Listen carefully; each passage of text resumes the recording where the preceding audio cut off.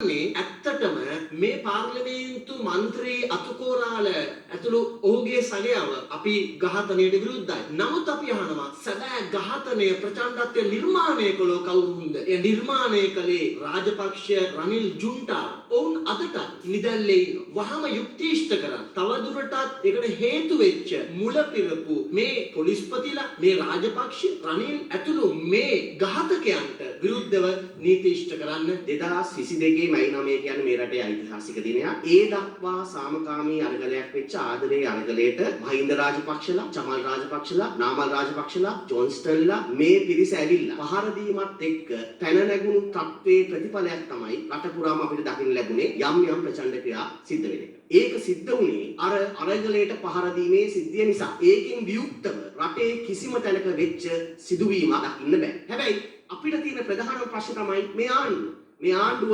අරගලේ ප්‍රතිඵලයක් විදිහට ආපු ආණ්ඩුවක්. ඒ අය යුක්තිය කියන එක අඳුරලා තියෙන්නේ කොහොමද කියලා. අපි අහනවා මෙයින මේ උදේ සිද්ධියට අදාළව කොටුව පොලිසියට පොළු අරගෙන ආයුධ අරගෙන එවකට බස්නාහිර පළාත් ජ්‍යෙෂ්ඨ නියෝජ්‍ය පොලිස්පති දේශබන්දු තෙන්නකෝන්ගේ කරට අත දාගෙන ආපු නැති ඇමතිවරු ඇතුළු දේශපාලඥයන්ට සහ මේක උසිගන්නපු මහින්ද රාජපක්ෂ, චමල් රාජපක්ෂ, නාමල් රාජපක්ෂ, ජොන්සන් ප්‍රනාන්දු ඇතුළු ඒ සිළු දෙනා වෙනුවෙන් අපි ගිහිල්ලා කොටුව පොලිසිය අපි දීපු පැමිණිලි දිනවා. ඒ පැමිණිලි වෙනුවෙන් කොටුව පොලිසිය කරපු විමර්ශනය මොකක්ද? ඊට අදාළව පවරපු නඩුව මොකක්ද? මේකට අදාළව දේශබන්දු තෙන්නකෝන්ට එරෙහිව අරන් තියෙන පියවර මොනවද කියලා අපි අහනවා.